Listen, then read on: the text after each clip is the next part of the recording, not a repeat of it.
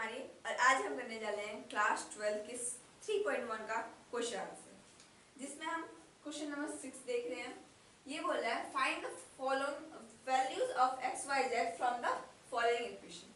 ये हमें इक्वेशंस दे रखी है जिसमें हमें दो मैट्रिक्स दे रखी है जो कि इक्वल मैट्रिक्स है। हमें पता है कि इक्वल मैट्रिक्स के करस्पॉन्डिंग एलिमेंट्स क्या होते हैं, एक दूसरे के इक्वल होते हैं। तो हमें पूछ रहा है कि एक्स वाई जेड की वैल्यू यहाँ पे क्या है।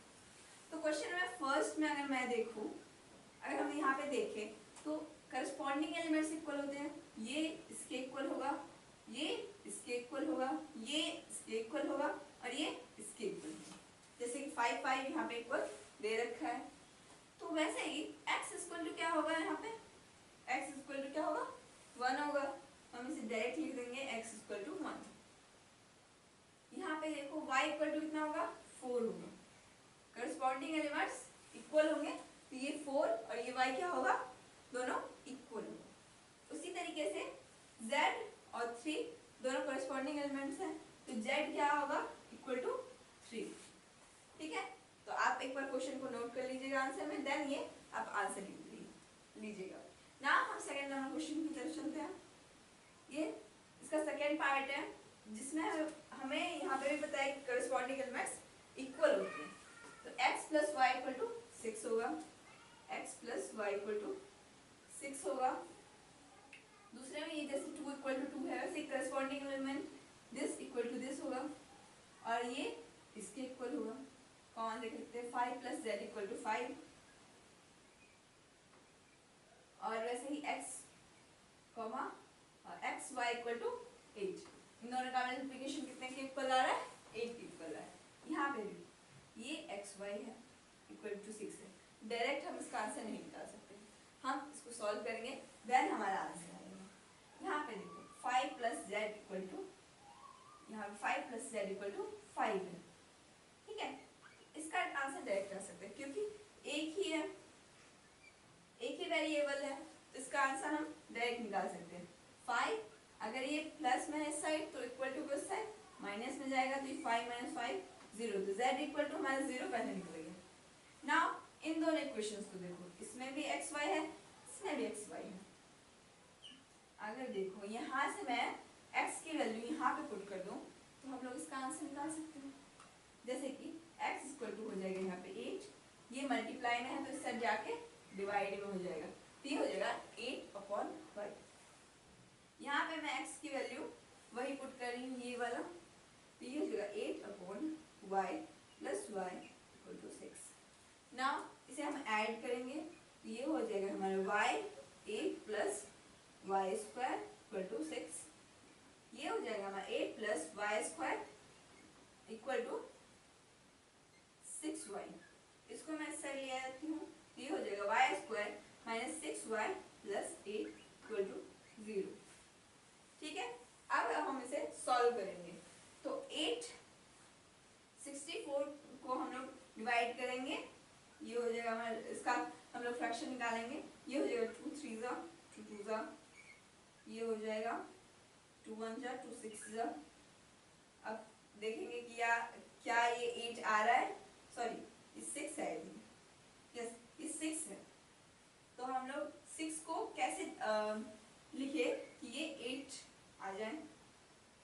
ठीक है, 8 हो जाएगा, ये हो जाएगा 4 प्लस 2 क्या हो जाएगा 6, ये हो जाएगा y square plus sorry minus 4y minus 2y plus 8 equal to 0। तो ये मैंने इसे तोड़ दिया है दो फ्रैक्शंस में। आई थिंक आपको विजुअल हो, मैं आगे का यहाँ पे लिख रही हूँ।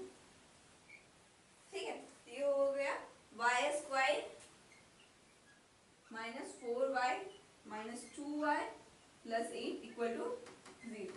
ना यहाँ पे हम कॉमन लेंगे तो ये आ जाएगा इसमें से y, ये y हो जाएगा यहाँ पे ये 4 हो जाएगा।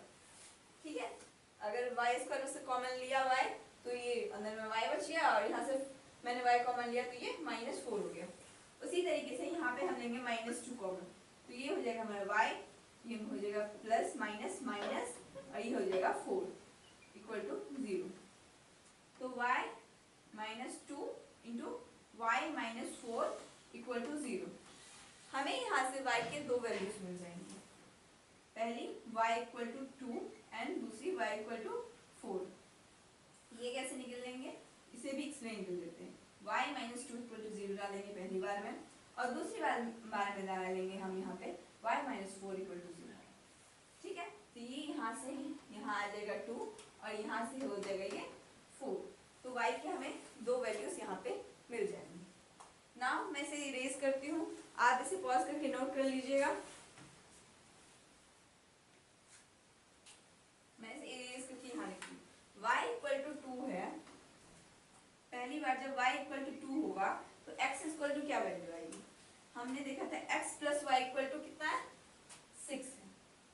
तो अगर मैं x प्लस वाई की वैल्यू कितना डाल दूँ, 2 equal to 6, then x equal to कितना आ जाएगा 6/2 यानी 3। जब y इक्वल टू 4 होगा, जब हम y इक्वल टू 4 लेंगे कि y इक्वल टू 4 होगा, तब x प्लस 4 इक्वल टू 6 यानी x इक्वल टू 2। सॉरी, ये यहाँ पे 4 होगा, ये 2 यहाँ से प्लस में इससे जाएगा तो माइनस में हो जाएगा, ये यहाँ पे 4 होगा। ठीक है, जब हम y 2 लेते हैं तो x क्या होता है, 4 होता है। जब y 4 लेते हैं तो x क्या होता है, 2 होता है। तो अब हम यहाँ पे आंसर्स कर लेंगे, hence when y equal to 2 then x equal to 4 and z equal to 0। And दूसरा आंसर हो जाएगा, मैं जब y इक्वल टू 4 रहेगा तो x equal to 2 and z equal to 0। ठीक है, तो ये हो गया हमारा आंसर दूसरे पार्ट का। ठीक है, अब मैं इसे इरेज करके थर्ड पार्ट का आंसर करूंगी।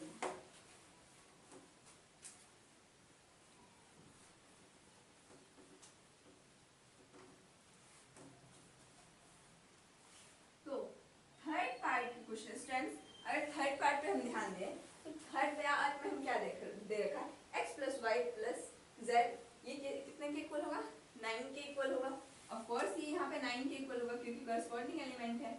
वैसे ही x प्लस जेड कितना के इक्वल होगा, 5 के, और y प्लस जेड कितने के इक्वल होगा, 7 के। x plus y plus z equal to 9, ये हमारी पहली इक्वेशन है। दूसरी equation x plus z equal to 5, और थर्ड इक्वेशन क्या है हमारी, y plus z equal to 7। Now हम ध्यान दें तो हम यहाँ से x की भी वैल्यू z के टर्म में ला सकते हैं और y की भी वैल्यू z के टर्म में ला सकते हैं। ठीक है, क्योंकि तीनों की वैल्यू निकालने रखेंगे यहाँ पे तो हमें कुछ आंसर मिलेगा। तो हम क्या करेंगे, सबको z के टर्म्स में लिखेंगे। जैसे कि मैं यहाँ पे लिखती हूँ x equal to 5 minus z। ठीक है, z के टर्म में वैल्यू आ गई। वैसे ही ये हो जाएगा y equal to 7 minus z, ये भी z के टर्म में आ गया। ना इन सबको यहाँ पे पुट करेंगे तो x की वैल्यू क्या है, 5 माइनस z, प्लस y की वैल्यू क्या है, 7 minus z, plus z equal to 9। ठीक है, z प्लस माइनस कट गया। ठीक है, ये बच गया इतना, ये 5 प्लस 7 12, और ये हो जाएगा माइनस z इक्वल टू 9। तो z इस साइड ले लेंगे और 9 को इस साइड, तो z इक्वल टू 12 माइनस 9, ये हो जाएगा हमारा 3। ठीक है, z इक्वल टू आ गया हमारा 3 आंसर। ना नेक्स्ट हम z की वैल्यू यहाँ पे पुट करेंगे यहाँ पे, और x की वैल्यू निकालेंगे, और z की वैल्यू यहाँ पे पुट करेंगे तो y की वैल्यू निकालेंगे। ठीक है, मैं यहाँ पे z की वैल्यू पुट करती हूँ तो ये हो जाएगा 5 माइनस 3 इक्वल टू 2। उसी तरीके से y equal to 7 minus z की वैल्यू क्या है हमारी 3, तो ये हो जाएगा 4। ठीक है, तो ये हो जाएगा 4, 2 एंड 3। हेंस लास्ट में हम लोग लिख देते हैं hence x equal to 2, y equal to 4 and z equal to 3। ये हो गया हमारा आंसर। नाउ हम बढ़ते हैं अगले क्वेश्चन पर। 3.1 का 7th नंबर क्वेश्चन।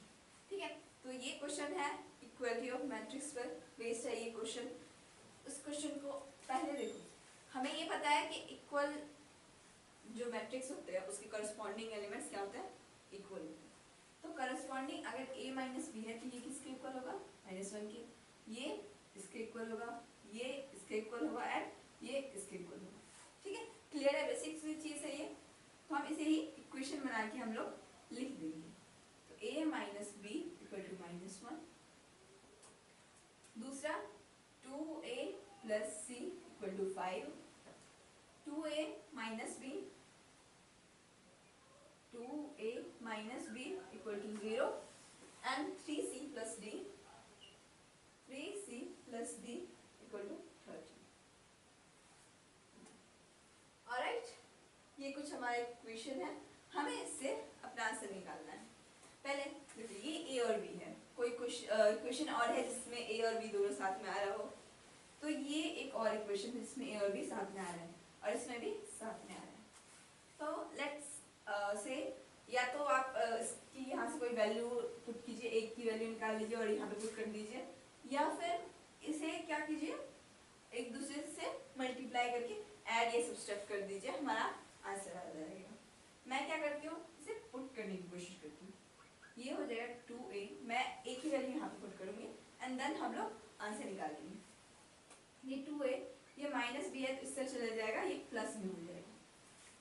ठीक है, और a की वैल्यू हो जाएगा b/2, ये मल्टीप्लाई में है तो इससे जाएगा तो डिवाइड में हो जाएगा, तो a की वैल्यू क्या हो जाएगी, b/2। ना a की वैल्यू मैं यहाँ पे लिखती हूँ b/2 minus b equal to -1। ना सब्सट्रैक्ट करते हैं, 2b minus 2b equal to -1।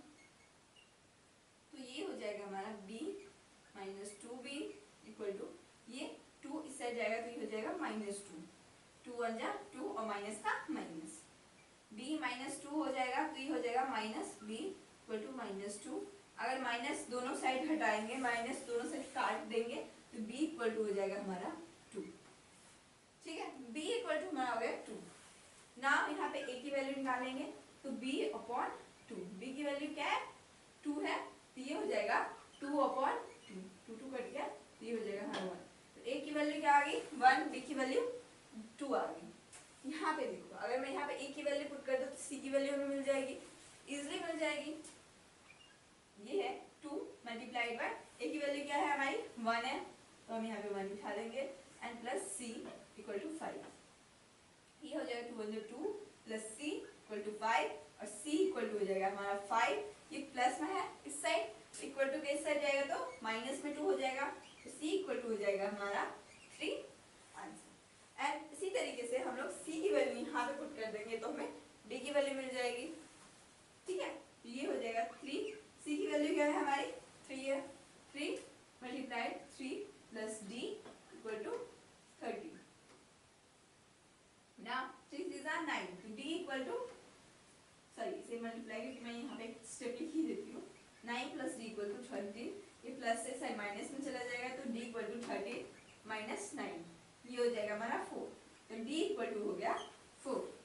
Now हमने एक एक करके सबकी वैल्यू निकाली, बहुत इजी क्वेश्चन था, तो हम इसको लास्ट में लिख देंगे, hence a equal to 1, b equal to 2, c equal to 3 and last d equal to 4। ठीक है, एक इजी क्वेश्चन था इक्वल मैट्रिक्स पर, बहुत बार क्वेश्चन ये वाला पूछ लिया जाता है, तो इसे ध्यान में रख के क्वेश्चन को आप लोग कर लीजिए। तो पॉज करके नोट कर लीजिए वीडियो नंबर 8 की, जो कि हमें बोल रहा a equal to aij m cross n is a square matrix. ये स्क्वायर मैट्रिक्स होगा इफ, स्क्वायर मैट्रिक्स हम सब जानते हैं, स्क्वायर मैट्रिक्स में नंबर ऑफ रो और नंबर ऑफ कॉलम्स इक्वल होते हैं। ठीक है, जितने रो होते हैं उतने ही कॉलम होते हैं, तो वो स्क्वायर मैट्रिक्स कहलाता है क्योंकि वो स्क्वायर शेप का दिखता रहता है।